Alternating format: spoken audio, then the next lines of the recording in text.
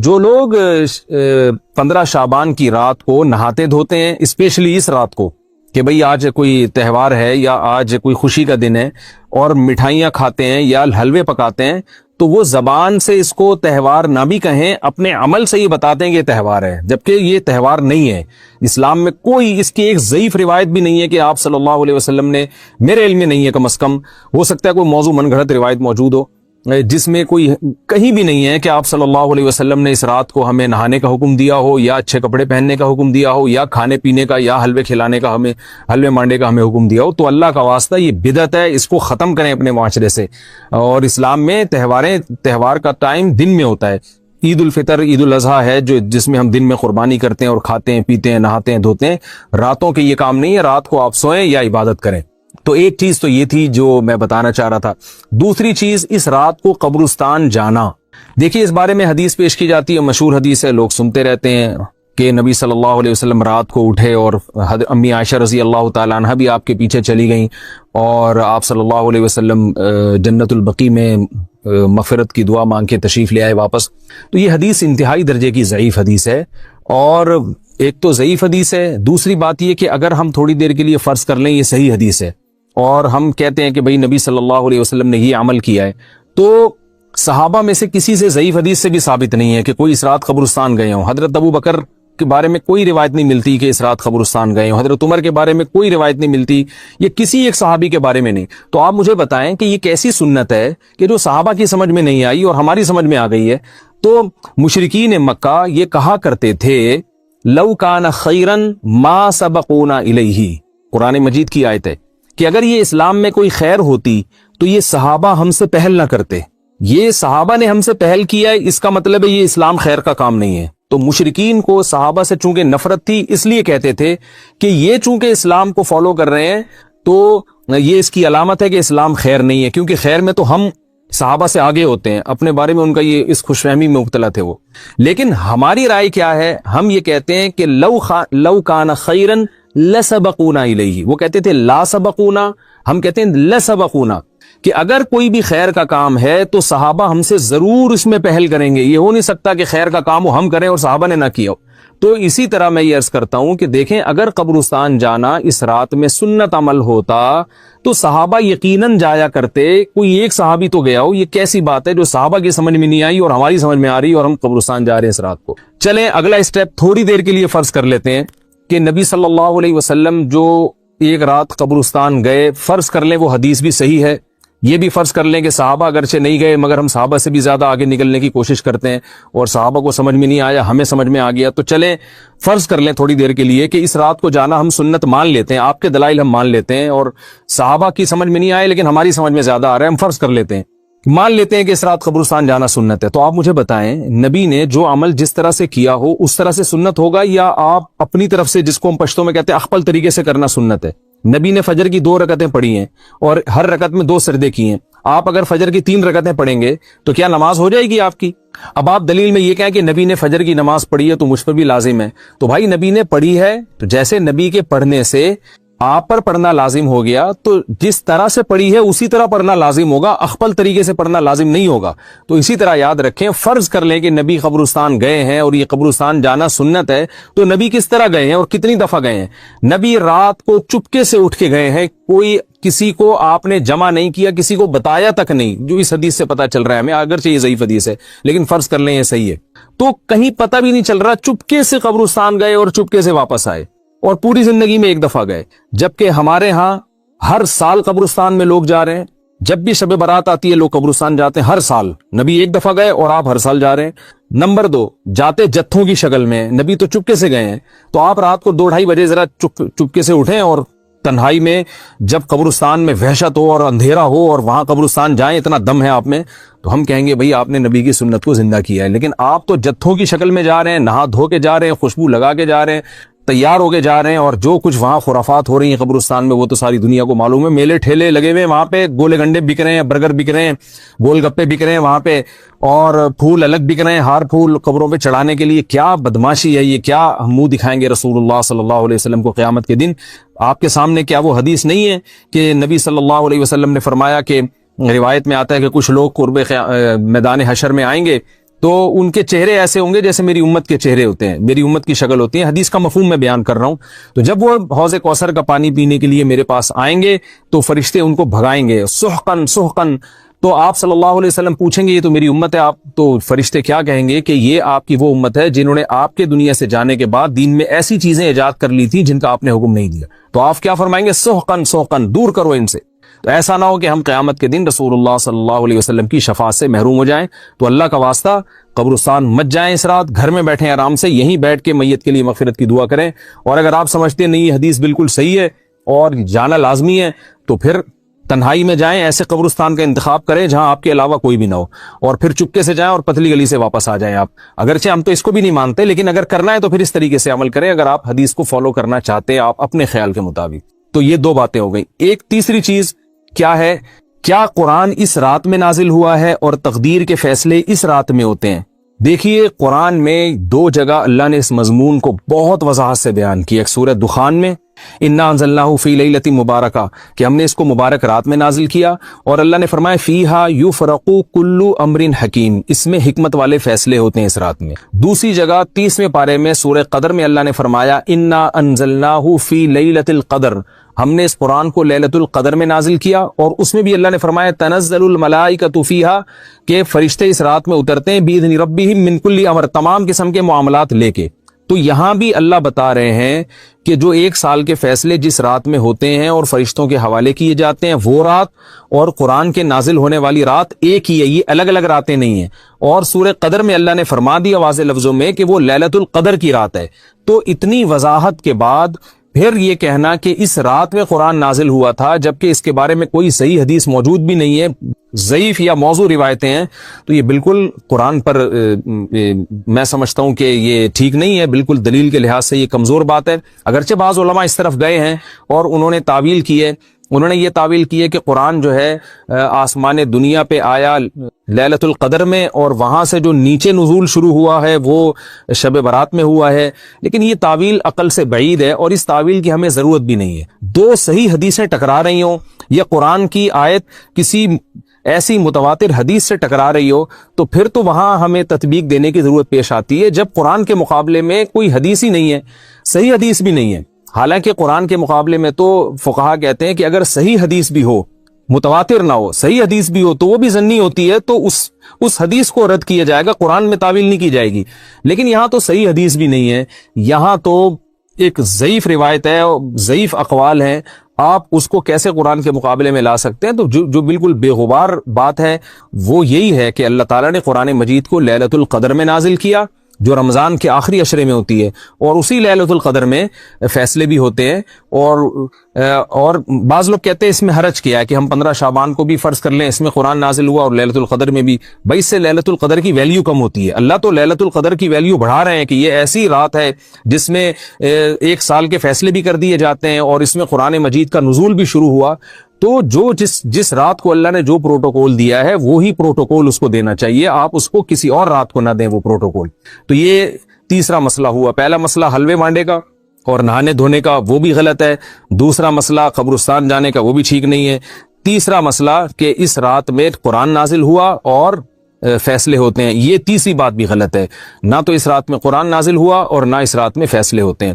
چوتھی چیز کہ کیا اس رات کی میں عبادت کی کوئی فضیلت ہے سرے سے یا نہیں ہے، یہ ایک علمی مسئلہ ہے. تو اس بارے میں خوب اچھی طرح سمجھ لیں کہ اس بارے میں جتنی بھی احادیث ہیں جو اس رات کی فضیلت کے بارے میں کہ بنو کلب کی بکریوں کے برابر مغفرت ہوتی ہے اور بکریوں کے بالوں کے برابر، اور یا جو بھی اس بارے میں روایات ہیں کہ سب کی بخشش ہو جاتی ہے سوائے اس شخص کے جو کسی کے دل میں کینہ رکھتا ہے، تو یہ جتنی اس رات کی فضیلت میں احادیث ہیں، تو ایک بات تو خوب اچھی طرح سمجھ لیں، اس پر تمام محدثین کا، جہاں تک میں نے دیکھا ہے، تمام محدثین کا اتفاق ہے کہ اس کی فضیلت میں صحیح حدیث ایک بھی نہیں ہے. اس رات کی فضیلت میں ایک بھی صحیح حدیث موجود نہیں ہے.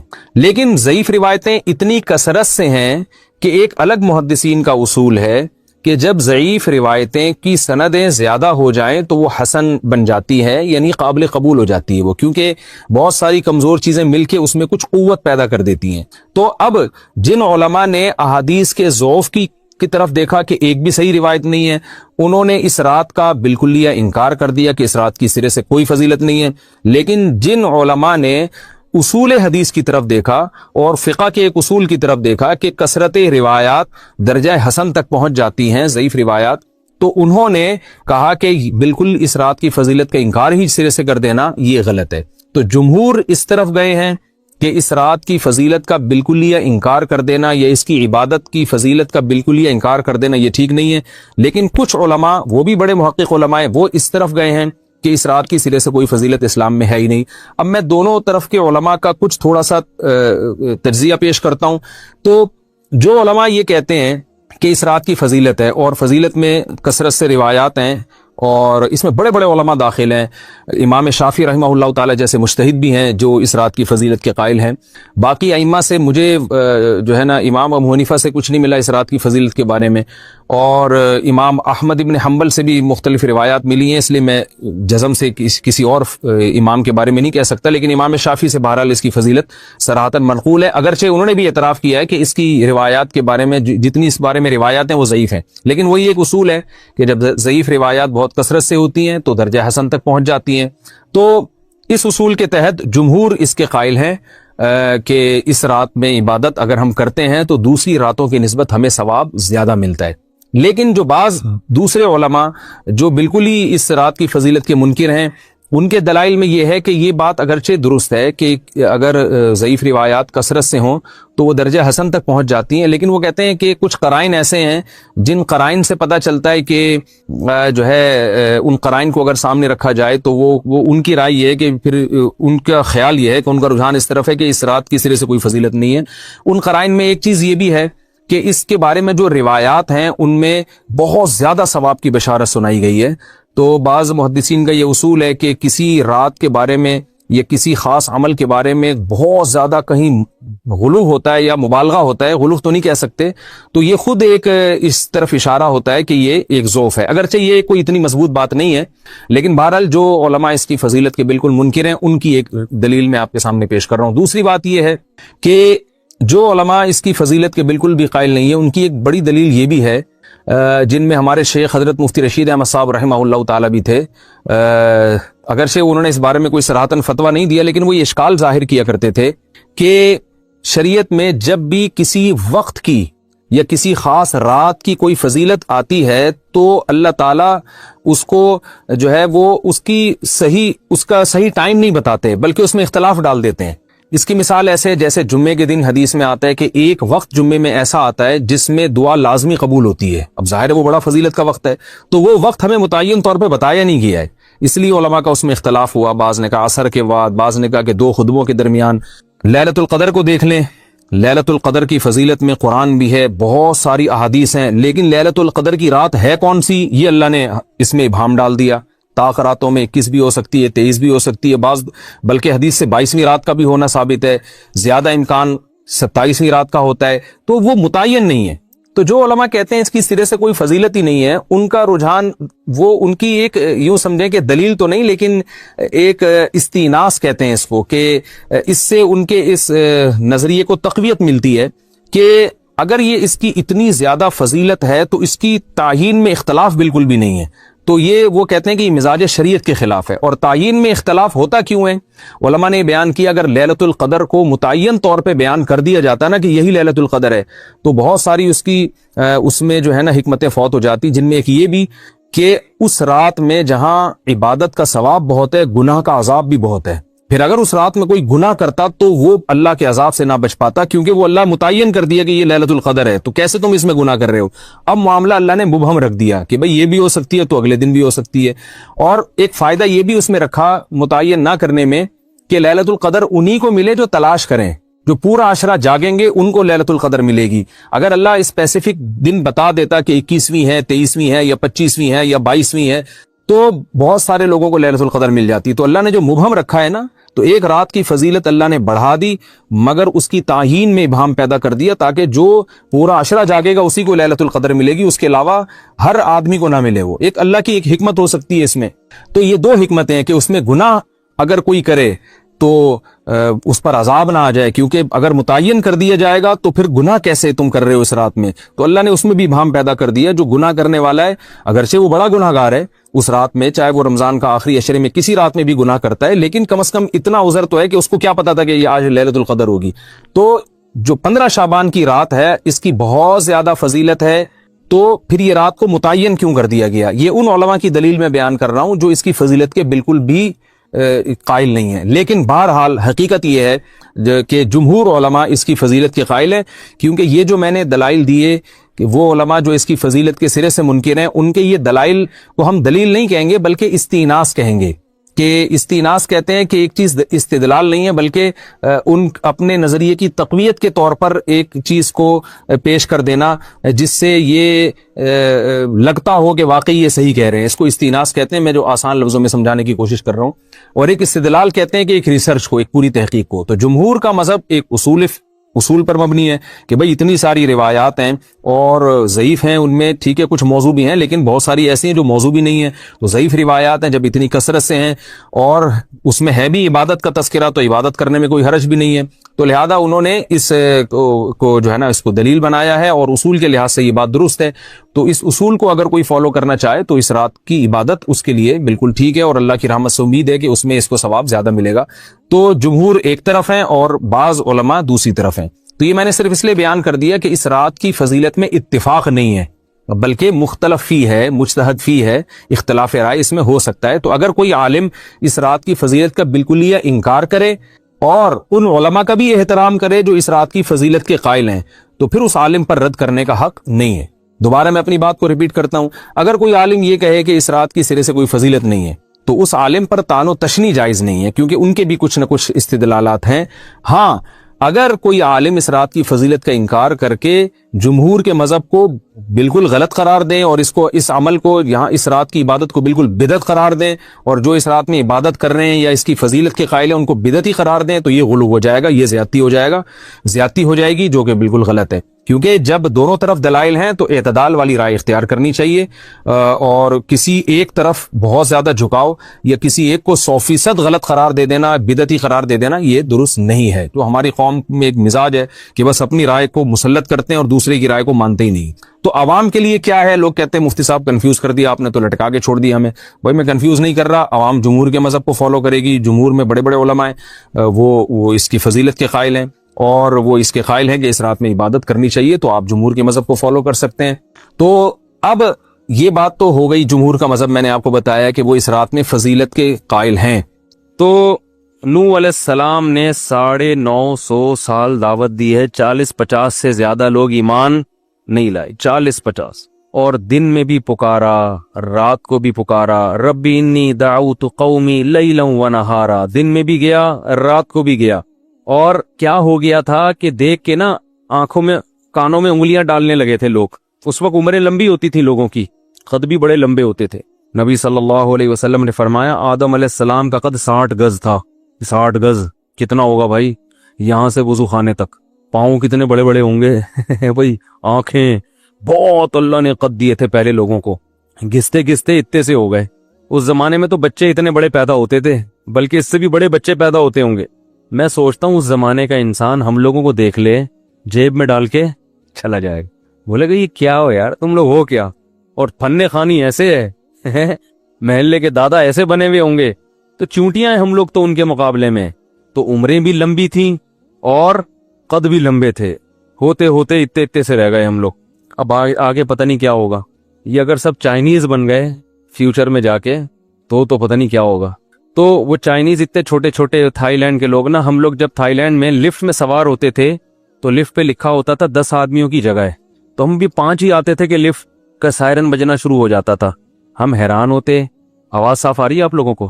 ہم حیران ہوتے کہ یار جگہ تو 10 آدمیوں کی ہے، 5 کے بعد ہی یہ سائرن بجنا شروع. تو ایک دن کسی نے بتایا یہ 5 تھائی لینڈ کے لوگوں کی ہے، انڈین پاکستانی کے 5 نہیں ہیں. وہ اتنے سے ہوتے ہیں نا، تو ان کے حساب سے 5 آدمی رکھے ہوئے، 10 آدمی رکھے ہوئے انہوں نے. تو ہم لوگ والے 5 بھی کافی ہیں. تو اگر کوئی لاہور کا چلا گیا تو وہ 1-2 ہی کافی ہو جائے گا.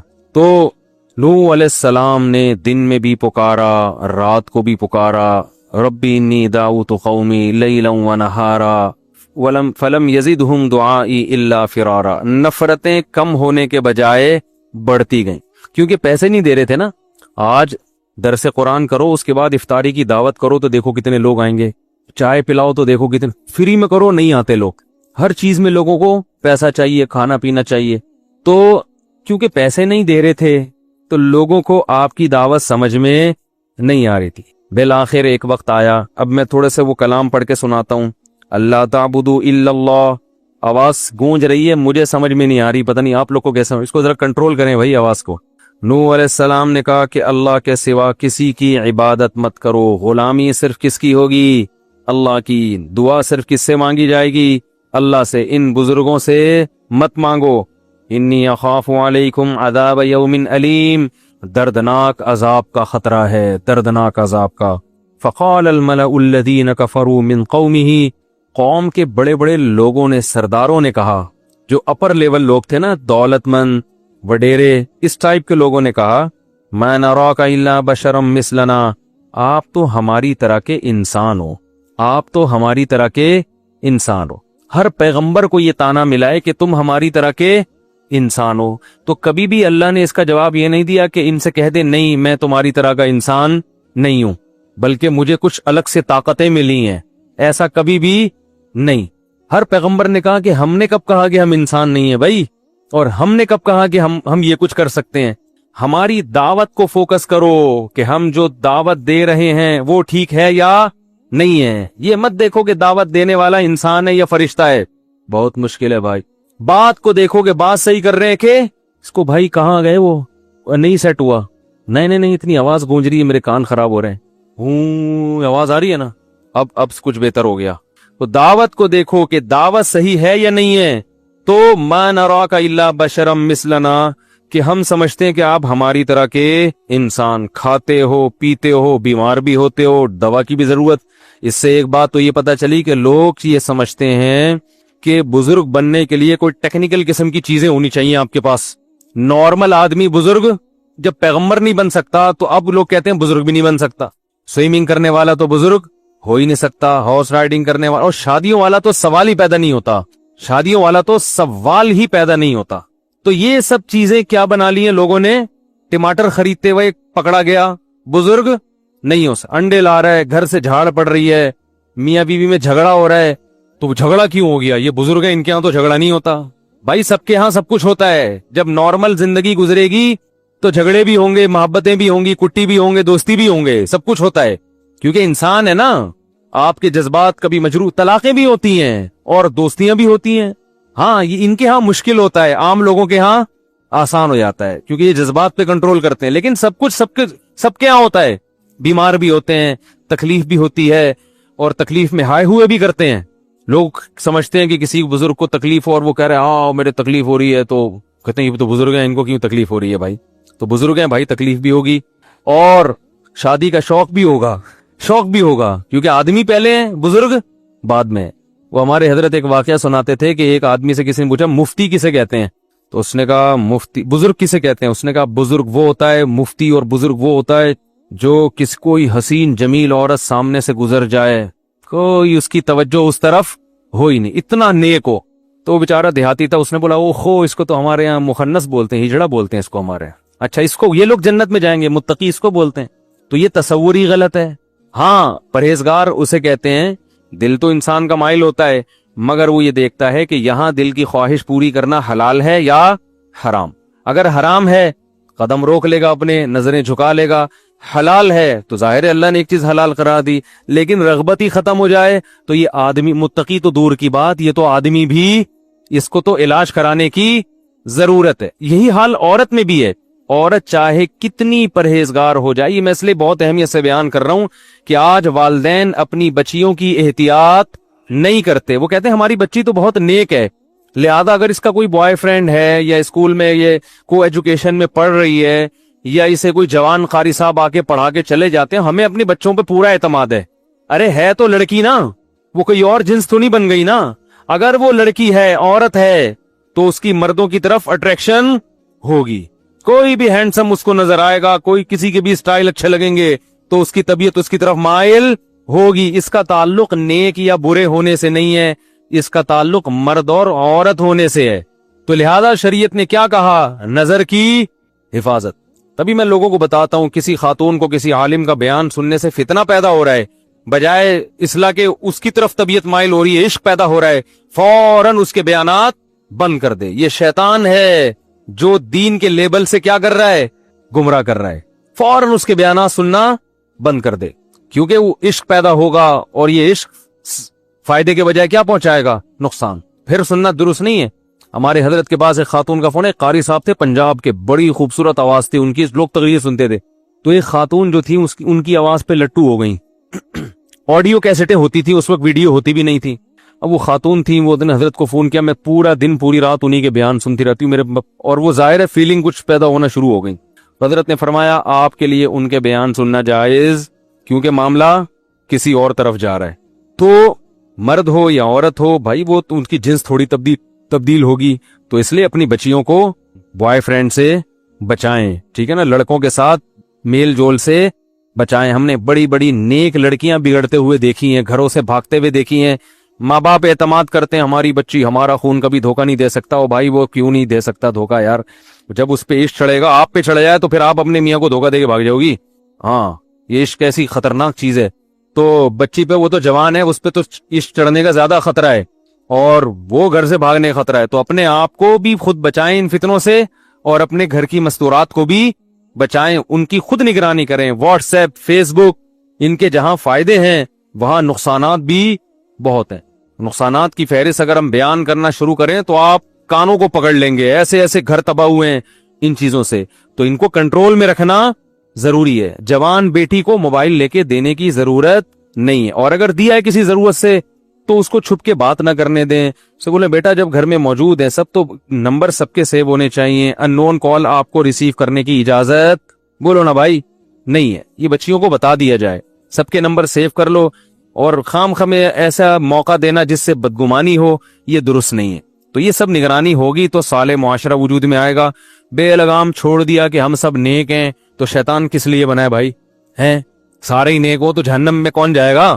ہیں ویسے ہی 4 آدمی، چلیں چھوڑیں وہ پھر زیادہ ہو جائے گا. تو نوح علیہ السلام نے سمجھایا تو قوم کیا کہتی ہے؟ مانا را. کہاں تو میں بتا رہا تھا پیغمبر بھی بشر ہوتے تھے. مالی حاضر رسول یاکل الطعام ویمشی فی الاسواق. نبی کو پتہ ہے کیا تانے دیتے تھے مشرکین؟ یہ کیسا، یہ تو سید الانبیاء ہے، یہ تو تمام پیغمبروں کا سردار ہے. یاکل الطعام، یہ تو کھانا بھی کھاتا ہے. ویمشی فی الاسواق، یہ تو بازار میں خریداری بھی کرتے ہیں. یہ سید الانبیاء، یہ کائنات کے سردار، یہ تو بازار میں، ان کو تو بھائی اللہ تو ان سے راضی ہے. ان کو تو گھر میں آلو پیاز ٹماٹر اور یہ ساری چیزیں گھر میں پہنچنی چاہیے نا. یہ تو اللہ سے دعا مانگے ایک دم سب کچھ آ جائے گھر میں. یہ پیغمبر ہو کے بازار میں خریداری کر رہے ہیں. لولا انزل الیہ کنز، آسمان سے خزانے کیوں نہیں اترتے ان کے اوپر؟ فرعون نے کیا تانا دیا موسیٰ علیہ السلام کو کہ میرے پاس دنیا کی ہر نعمت ہے، یہ تو غریب ہے، مسکین ہے، طاقت تو میرے پاس ہے. اگر اللہ ان سے خوش ہے تو پاور مجھے کیوں دی، ان کو کیوں نہیں دے دی اللہ نے؟ نہیں یاری بات. فرعون پتہ کیا کہتا تھا؟ میرے اوپر خزانے نازل ہوئے ہیں یا ان کے اوپر؟ ام انا خیر من ھذا الذی ھو مہین. جو اس قوم میں معاذ اللہ سب سے کمتر آدمی ہے، معاذ اللہ، وہ بہتر ہے یا میں بہتر ہوں؟ فلولا القی علیہ اسورۃ من ذہب. سونے کے کنگن کیوں نہیں ہے موسیٰ کے ہاتھ میں؟ یہ غریب کیوں ہیں؟ اگر اللہ ان سے خوش ہے تو یہ اللہ سے دعا مانگے سارے خزانے ان کے پاس آ جائیں. خزانے میرے پاس اور یہ غریب. تو ہمیشہ پیغمبروں کو الزام کیا لگا ہے؟ یہ ہماری طرح کے انسان، بلکہ بعض لوگوں نے الزام لگایا معاذ اللہ یہ ہم سے بھی بدتر ہیں، معاذ اللہ. تو اللہ کی نظر میں نبوت یا ولایت یا بزرگی کا یہ معیار نہیں ہے. بزرگ بیمار بھی ہوتے ہیں، ان کو کھانسی بھی ہوتی ہے، کولیسٹرول بھی آ سکتا ہے، کولیسٹرول کم بھی ہو سکتا ہے، ہارٹ اٹیک بھی ہو سکتا ہے، وہ ڈر بھی جاتے ہیں بعض دفعہ چیزیں دیکھ کے. موسیٰ علیہ السلام کلیم اللہ سانپ دے کے بھاگ گئے تھے، لاٹھی کو پھینکا سانپ بنی. قرآن کہہ رہا ہے موسیٰ علیہ السلام بھاگے، وَلَمْ يُعَقِّبْ، اور پیچھے مڑ کے نہیں دیکھا. اللہ نے کہا اے موسیٰ اقبل، واپس پلٹو، واپس، وَلَا تَخَفْ، ڈرو نہیں. ٹھیک ہے نا، کچھ نہیں کہے گا. پکڑ لو اس سانپ کو، سنعیدھا سیرتھا الاولیٰ، دوبارہ اسی کنڈیشن پہ لوٹا دیں گے. تو سانپ سے ڈر جس کو نہیں لگ رہا، تو یہ نہیں کہ بزرگ ہے وہ کہتا میں اللہ کے علاوہ کسی سے نہیں ڈرتا، میں سانپ وانپ سے نہیں ڈرتا. جو کہتے ہیں نا کہ جو اللہ سے ڈرتا ہے وہ کسی سے نہیں ڈرتا، اس کا ایک الگ مطلب ہے. اس کا یہ مطلب نہیں ہے کہ ظاہری لحاظ سے کسی سے ڈرتا ہی نہیں ہے. ایک دفعہ کسی نے مجھے کہا یار وہ نماز پڑھ رہے تھے, بم پھٹا, وہ بھاگ گئے. ایک صاحب جو ہے نا, یہ تو ان کی نمازوں کا حال ہے. تو میں نے کہا بہت اچھا کیا بم پھٹا, بھاگ گئے, ورنہ خود پھٹ جاتے تھوڑی دیر میں. ایک دفعہ کسی نے بتایا کہ وہ کوئی بیان ہو رہا تھا کہیں زلزلہ آ جا, تو وہ لوگ بیٹھے رہے, ڈرے نہیں. میں نے کہا بہت بڑے حماقت کی ہے ان لوگوں نے جو ڈرے نہیں. ان کو چاہیے ذرا سی زمین ہلے تو فوراً, اللہ نہ کرے یہاں اگر ذرا سی بھی زمین ہل گئی, دروازہ کھولنا بھائی ہے, سب سے پہلے میں بھاگوں گا انشاءاللہ, کیونکہ میں اتنا بڑا بے وقوف نہیں ہوں کہ میں چھت گرنے کا انتظار کروں. آپ کہہ سکتے ہیں تو اللہ سے نہیں ڈر رہے, مخلوق سے ڈر رہے ہیں. بھائی یہ بھی چھت بھی کون گرائے گا؟ اللہ ہی گرائے گا نا. صحیح ہے نا, تو اللہ سے ہی ڈر رہے ہیں, اللہ بھی چھت نہیں گرا, ہم بھاگ رہے ہیں. تو اللہ تعالیٰ ہاں یہ کہہ سکتے ہیں بھائی موت تو ایک دن آنی ہے, تو اگر ہمیں پتہ چل جائے نا اس ٹائم پہ آنی ہے, پھر ہم چھت گرنے کا انتظار کر لیں گے. ہمیں تھوڑی پتہ ہے کب آنی ہے. ہمیں تو اللہ نے کہا بچ گئے تو اس کا مطلب ہے ابھی نہیں آنی تھی, ٹھیک ہے نا, مر گئے تو اس کا مطلب ہے آنی تھی. تو تقدیر کا ہمیں پہلے سے علم ہے ہی نہیں, تو جب علم ہی نہیں ہے تو ہم تو اپنے حساب سے کریں گے جو ہماری سمجھ میں آئے گا. تو اللہ نہ کرے کہیں ذرا سی بھی زمین ہلے, تراویح چھوڑ کے پتلی گلی سے نکلو. کوئی کہنا متقی نہیں ہو, بولے تو چلا جا بھائی میں بھاگ رہا ہوں. تو یہ پاگلوں والی حرکتیں ہیں, بے وقوفوں والی باتیں ہیں. زلزلہ آ رہا ہے تو بھاگ نہیں رہے, وہاں سے طوفان آ رہا ہے تو ابے اللہ بچائے گا. ہم جب چھوٹے بچے تھے تو سمندری طوفان کا خطرہ تھا کراچی میں. یہ بہت پرانی بات ہے, میری عمر اس وقت 8 سال ہوگی, اور اس وقت جون جولائی کے روزے ہوتے تھے. والدہ نے ہمیں سحری کے لیے اٹھایا, اٹھتے تو تھے سحری میں, کبھی آدھا روزہ رکھتے تھے کبھی پورا رکھتے تھے. تو وہ اٹھایا تو پتہ چلا کہ کراچی میں طوفان آ رہا ہے. پولیس موبائلیں جو ہے نا وہ اسپیکر لے کے گھوم رہی تھی, مائک لے کے, کہ علاقہ خالی کرو. تو ہم جہاں پہلے رہا کرتے تھے وہ کچھ نسبتاً سمندر کے قریب تھا وہ ایریا. تو میں نے دیکھا جو نمازی پرہیزگار تھے وہ نہیں گئے, وہ دعائیں کر رہے ہیں. انہوں نے کہا اللہ بچائے گا. تو اللہ تو بچائے گا, آپ دعائیں بھی کرو, گاڑی میں بھی دعائیں ہو سکتی ہیں, بس میں بھی ہو سکتی ہیں دعائیں, بھاگو بھی اور ساتھ ساتھ دعائیں بھی کرو. وہ تو اللہ کا ویسے ہی فضل ہو گیا کہ وہ کہیں اور چلا گیا طوفان, کراچی بچ گیا. لیکن یہ پرلے درجے کی حماقت, کہیں سمندری طوفان کا خطرہ ہو, جتنی پتلی گلیاں ہیں, صحیح ہے نا, بھاگو. ہاں بچے چھوڑ کے نہ بھاگو, بیوی بچے وہ بھی ہماری طرح کے انسان ہیں, تو پہلے ان کو بس میں بٹھاؤ. اس موقع پر توکل کیا جائے گا کہ یار پہلے ان کی جان بچانے کی فکر کرو, پھر اپنی. اس دوران اگر شہید مر گئے تو شہادت کا اجر ملے گا کہ دیکھو اپنے بچوں کی خاطر اس نے جان دے دی. ایسا نہ بھاگو کہ ان کو چھوڑا اور نکل لیے, پہلے ان کو سیف سائڈ, پھر خود نکلو وہاں سے, لیکن نکلو ضرور. تو یہ بزرگی کی, تقوی کی جو عجیب سی ہم لوگوں نے ایک, وہ ملا نصیر الدین کے واقعات بڑے مشہور ہیں نا, وہ بڑے ہوشیار آدمی تھے. ایک دن ایک آدمی جو تھا وہ بارش میں چھتری لے کے جا رہا تھا. ملا نے کہا بتاؤ, ملا نصیر نے کہا بتاؤ بارش اللہ کی نعمت ہے یعنی؟ اس نے کہا ہے. اس نے کہا اس اللہ کی نعمت سے جان چھڑا رہے ہو یار تم, ہیں جگہ جگہ قرآن میں اللہ نے کہا ہے کہ یہ بارش کیا ہے, اللہ کی نعمت. اللہ نعمت دے رہا ہے اور تم اپنے آپ کو بچا رہے ہو. بیچارہ شرمندہ ہوا, چھتری ہٹا دی اس نے, تھا تو مسلمان, اب بھیگتا ہوا جا رہا ہے, ٹٹرتا ہوا نا, بخار ہو گیا. اگلے دن پھر بارش ہوئی تو ملا صاحب چھتری لے کے جا رہے ہیں. اس نے بولا یہ تو اللہ کی رحمت ہے, بچ کیوں رہے ہو؟ اس نے کہا میں گناہگار, اللہ کی اس رحمت کو اپنے پاؤں سے روندوں یہ مجھ سے برداشت نہیں ہوتا. یہ پانی میرے پاؤں کے نیچے آ کے گرے ہیں, میں گناہگار, ایسا گناہگار, میں اس نعمت کا مستحق کہاں اس نعمت, ایسے کر کے 1.5 ہوشیاری. تو یہ جو استثاء کے تقوی کی ترغیب دیتے ہیں نا آپ کو, یہ خود بڑے 1.5 ہوشیار ہوتے ہیں, ٹھیک ہے نا. جیسے ہی زلزلہ آئے گا سب سے پہلے یہ فرار ہوں گے. تو اللہ نہ کرے کہیں زلزلہ آئے, ذرا سا بھی جھٹکا ہو, فوراً لازم ہے گھر سے باہر نکل کے گلی میں آ جاؤ.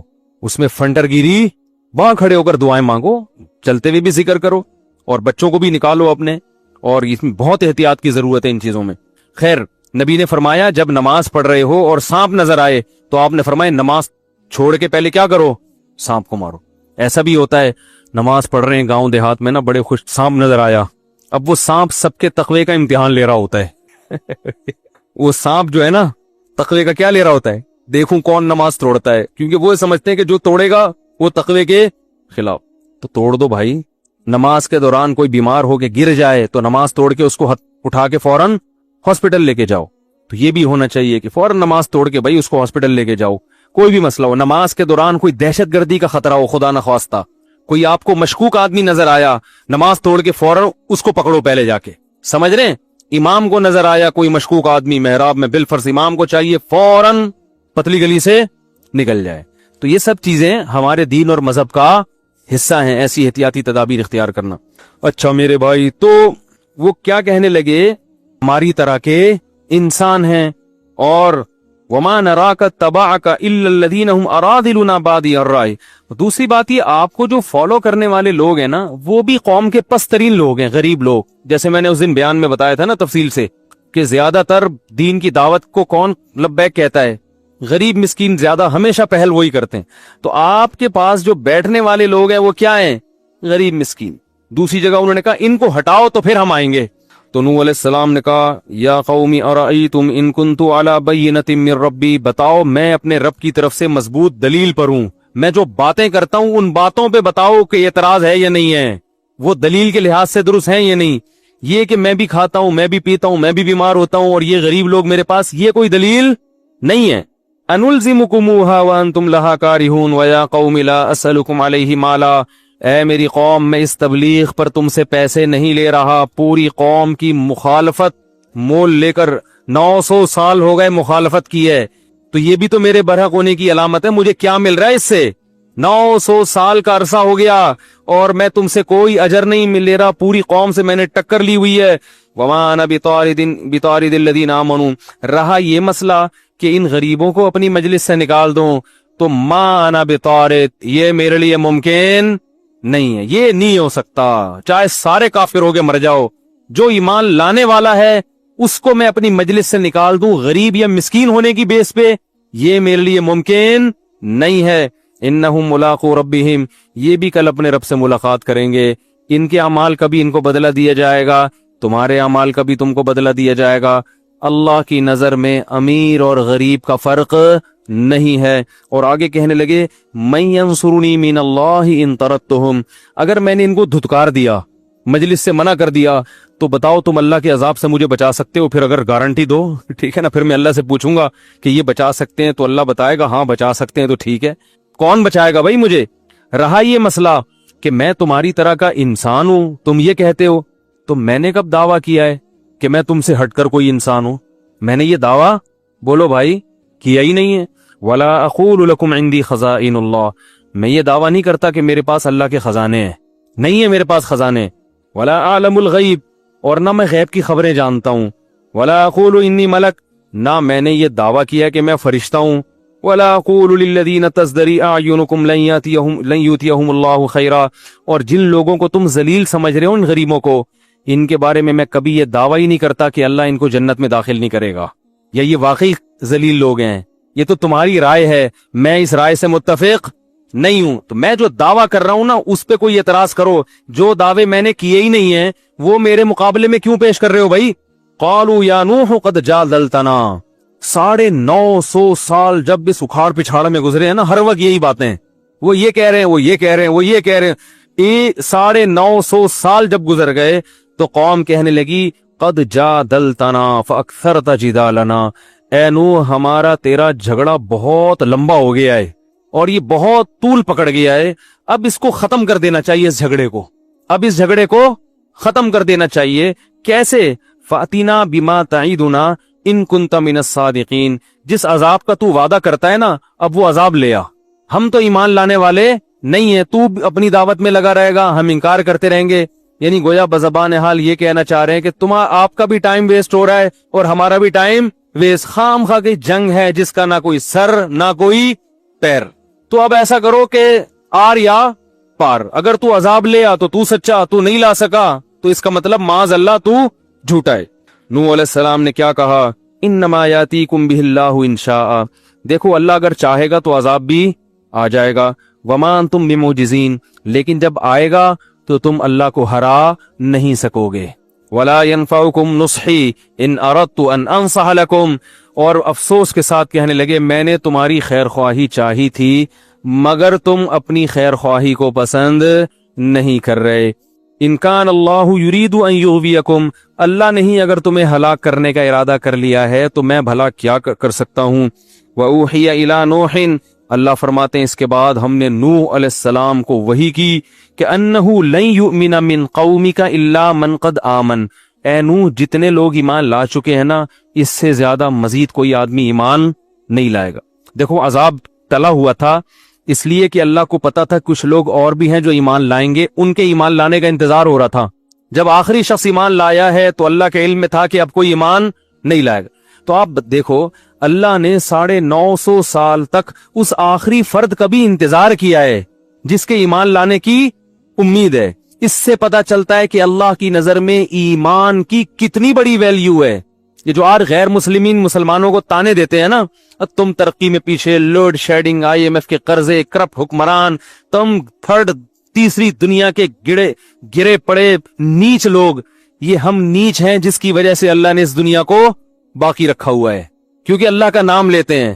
حدیث میں آتا ہے جس دن جب تک ایک شخص بھی اللہ کا نام لیتا رہے گا اللہ اس کائنات کو تباہ نہیں کرے گا. جس دن وہ آخری شخص دنیا سے گیا جو اللہ اللہ کیا کرتا تھا، اللہ ان سائنسدانوں کی ترقی اور یہ IMF کی معیشت اور ان کے قرضے اور ان کی آسمان سے باتیں کرتی ہوئی ترقی کو خاطر میں نہیں لائے گا، ایک دم اس کائنات کو تباہ کر دے گا. کیونکہ اللہ نے یہ بنائی ہے اپنے لیے. تو جب اللہ کو ماننے والے ہی نہیں بچیں گے تو اللہ بتا دے گا یہ تم اس کائنات کے بادشاہ تم نہیں ہو. تو بڑی قدر ہے اللہ کے ہاں کس کی؟ ایمان والوں کی. اس لیے میں کہتا ہوں جو لوگ یورپ اور مغرب جا کے کافروں میں رہ کے ایمان سے دستبردار ہو جاتے ہیں وہ اپنا بہت بڑا خسارہ کر رہے ہیں.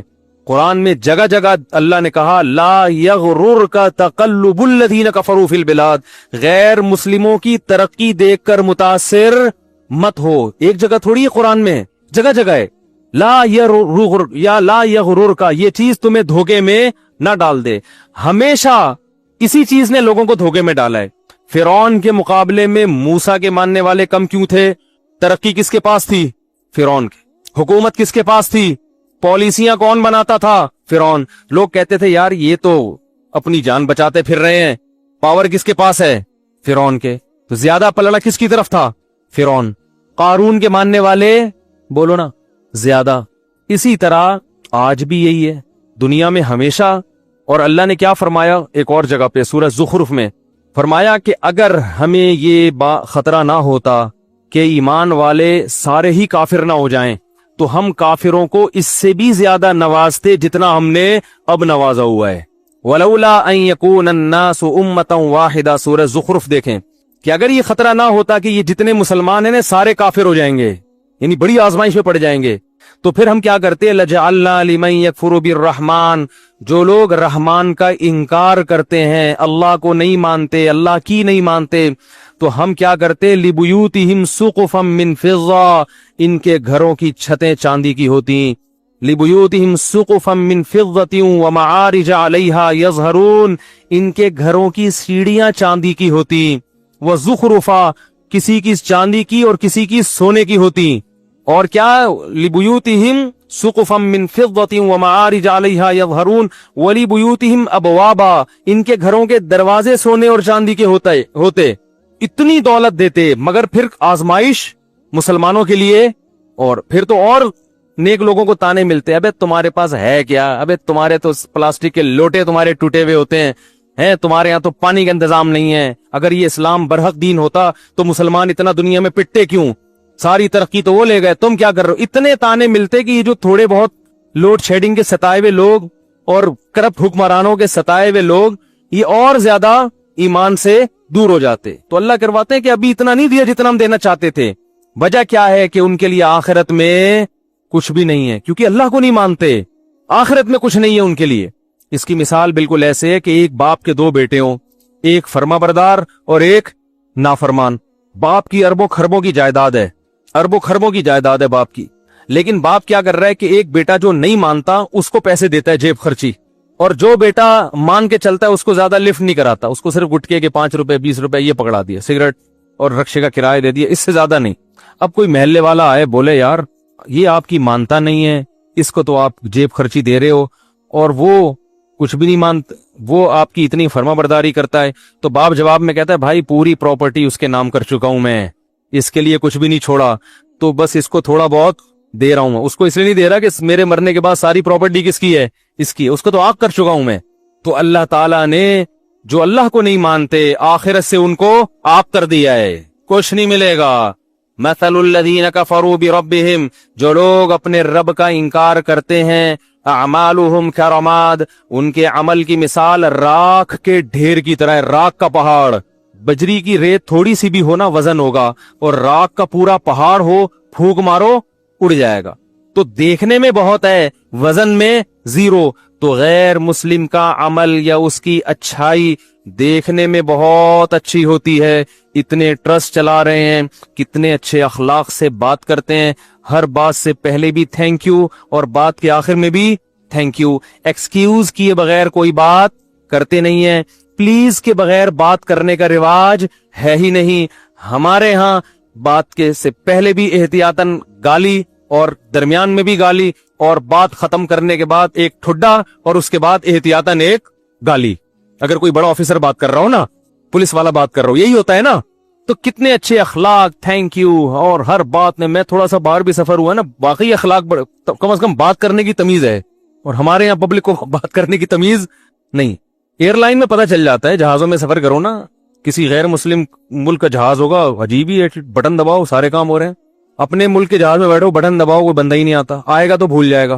तो मैंने बटन दबाया, पानी मंगवाया, मैंने लिया भाई पानी, कह रहा अच्छा, फिर आया ही नहीं। कराची जब मैं उतरने लगा, उसने कहा मुझे याद है आपने पानी मंगवाया था, मैं जरा भूल गया। हमने कहा कोई बात नहीं, क्या बिगाड़ सकते हैं भाई, क्या बिगाड़ सकते। तो लेकिन अल्लाह क्या कह रहा है, आमालुहुम करमाद, राख के ढेर। क्योंकि एक जुर्म इतना बड़ा इन्होंने कर लिया कि उस जुर्म का वजन इनकी नेकियों को खा जाएगा। जैसे घर में बच्चे हो, बेटा बाप की नाफरमानी करता हो, मानता नहीं हो, लेकिन मानता हो कि अब्बा बहरहाल मेरा यही है। दूसरा बेटा बड़ा फरमाबरदार है, लेकिन जब उससे पूछो कि अब्बा की माननी चाहिए कि माननी तो नहीं चाहिए, मैं तो वैसे ही मान रहा हूं, ये अब्बा मेरा है, पहले तो डीएनए से साबित तो करो मेरा अब्बा भी है।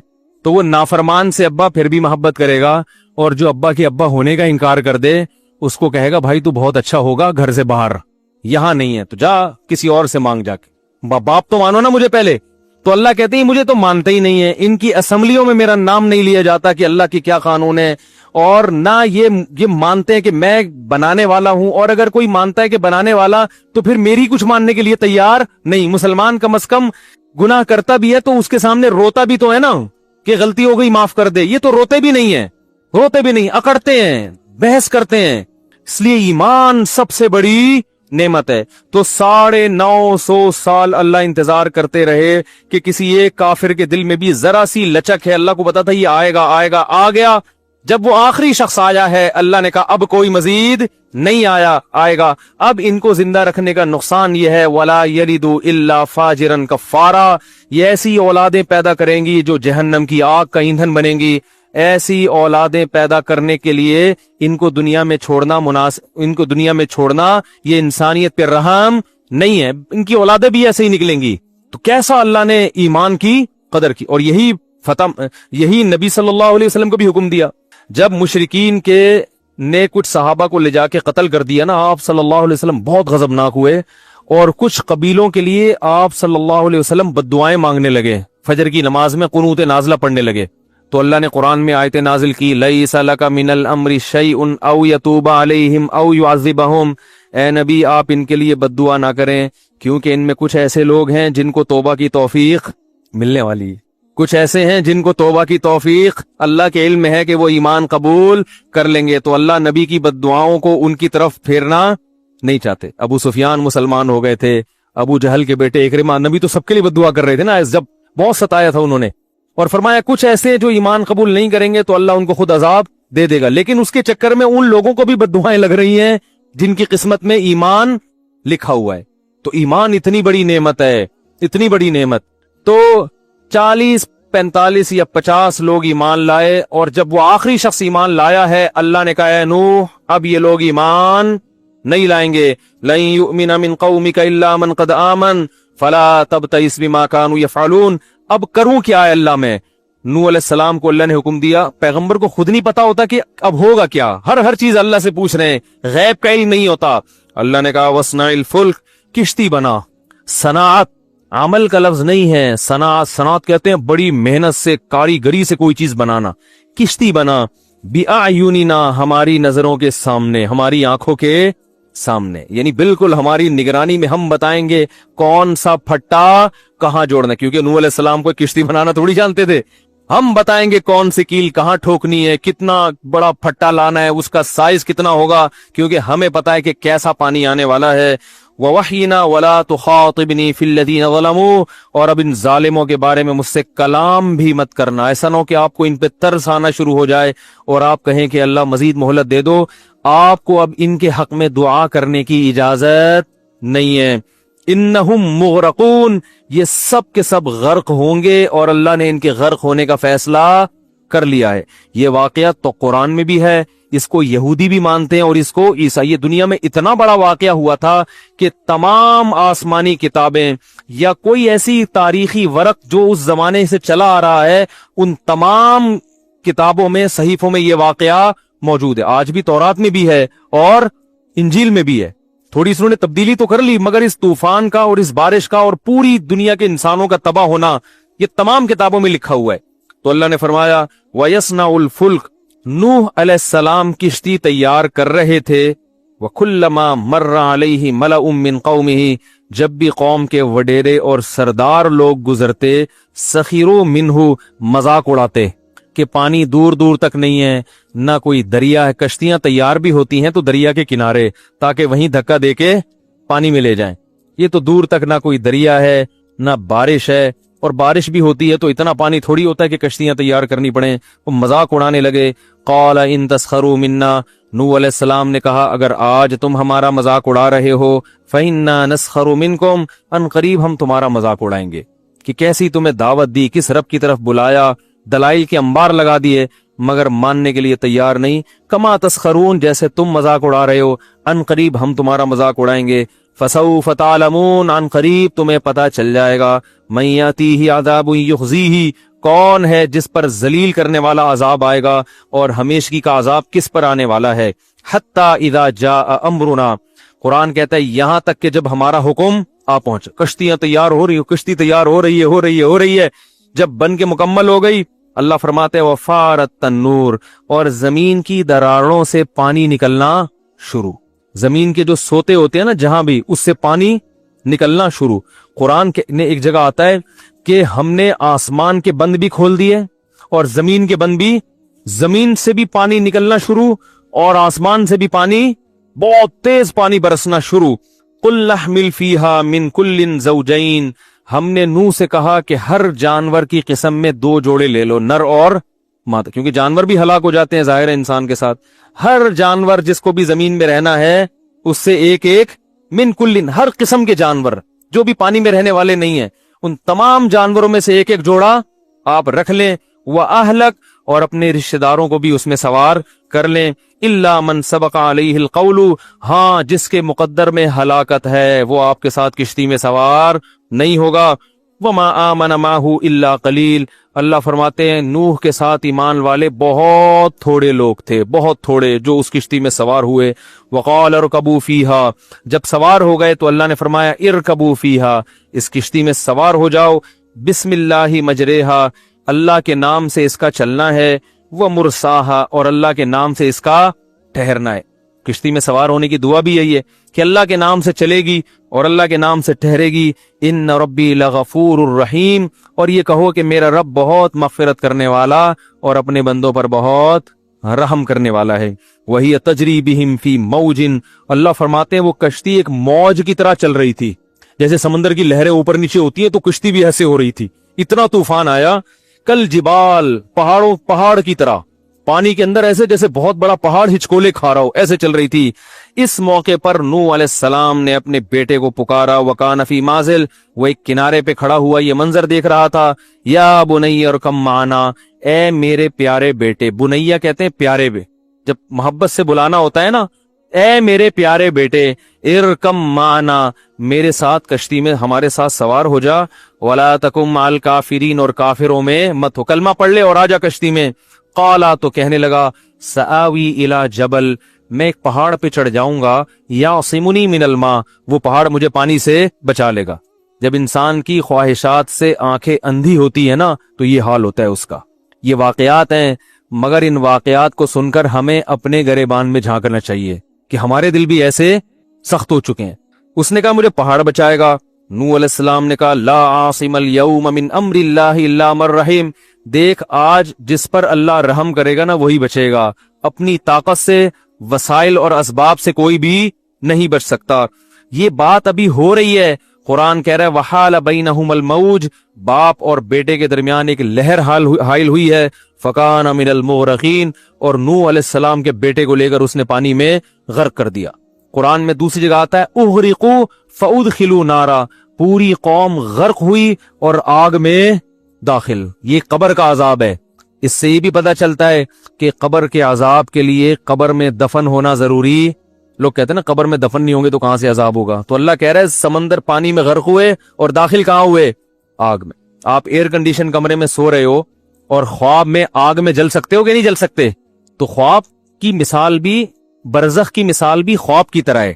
تو برزخ جب پانی میں مرتا ہے نا انسان تو کسی اور جہاں میں پہنچ جاتا ہے، وہاں آگ بھی ہے اور جنت کا باغ بھی ہے وہاں پہ۔ جب وہ بیٹا بھی ہلاک ہوا تو سب ہلاک ہو گئے۔ قیل یا ارض ابلعی ماءکی، اللہ فرماتے ہم نے زمین کو کہا اے زمین اپنے پانی کو نگل لے۔ کیا عجیب بلاغت ہے، یہ نہیں کہا کہ جذب کر لے، یہ قرآن نگلنے کے لفظ سے بتا رہا ہے کہ اتنا پانی تھا کہ اگر جذب ہونا شروع ہوتا تو صدیاں گزر جاتی، بہت وقت گزر جاتا، وہ پانی ختم نہ ہوتا۔ اللہ کہہ رہے ہیں نگل، جیسے ایک پانی پینے کا طریقہ ہوتا ہے بھائی آپ چوس چوس کے گھونٹ بھر بھر کے پیتے ہو، اور ایک ہوتا ہے کہتے ہیں نا بس کڑوی چیزیں ایک ہی گھونٹ میں نگل لو۔ تو اللہ نے فرمایا نگل، کھینچ اس پانی کو، زور لگا تاکہ نوح علیہ السلام خشکی پہ اترنے کے قابل بن جائیں۔ ایسا نہ ہو یہ کئی سال اسی میں پڑے رہیں، بہت پانی ہے۔ تو یہ قرآن پانی کی کثرت بیان کر رہا ہے، ابلعی ماءکی، نگلنا شروع کر اس پانی کو، گھونٹ بھر بھر کے اپنے اندر کھینچنا شروع کر۔ ویا سماء اقلیعی، اور اے آسمان اس پانی کو اکھاڑ دے۔ اکھاڑنے کا لفظ، پانی آسمان پہ چپکا ہوا تھوڑی ہوتا ہے جو اکھڑے، وہ تو بادلوں میں ہوتا ہے۔ یہ بھی بلاغت ہے کہ جیسے شیٹرنگ ہو نا، اور وہ جب مکمل ہو جائے تو ایک ایک پھٹے کو اکھاڑا جاتا ہے، وہ اتنی مضبوطی سے چھت سے چپکا ہوا ہوتا ہے کہ اس کو اکھاڑا جاتا ہے۔ تو اللہ فرماتے ہیں اتنی کثرت سے پانی تھا کہ اگر ہم آسمان کو حکم دیتے نا کہ تھم جا، تو تھمتے تھمتے بھی کئی سال لگا دیتا۔ ہم نے کہا اکھاڑ کے اپنا کنیکشن پانی سے منقطع کر دے، اکھاڑ دے اس کو، طاقت اور قوت کے ساتھ اس کو دھکیل کے ختم کر دے، کیونکہ بہت وقت لگے گا، اتنا پانی برس رہا تھا۔ یہ سب بلاغت ہے، بلاغت، بات کو سمجھانے کے لیے کہ پانی کی کثرت کتنی زیادہ تھی۔ وَيَا سَمَاءُ وَأَقْلِعِي وَغِيضَ الْمَاءُ، اللہ فرماتے ہیں اس طرح سے ہم نے پانی کو خشک کر دیا۔ وَقُضِيَ الْأَمْرُ، اور جو کام اللہ نے جس کا فیصلہ کیا تھا وہ فیصلہ اللہ نے چکا دیا۔ وَاسْتَوَتْ عَلَى الْجُودِي، اور جودی ایک پہاڑ تھا جہاں نوح علیہ السلام کی کشتی ٹھہر گئی۔ وَقِيلَ بُعْدًا لِلْقَوْمِ الظَّالِمِينَ، اور اللہ کی طرف سے کہا گیا لعنت ہو ان ظالموں پر جنہوں نے 950 سال پیغمبر کی بات پہ کان بولو بھائی نہیں دھرے۔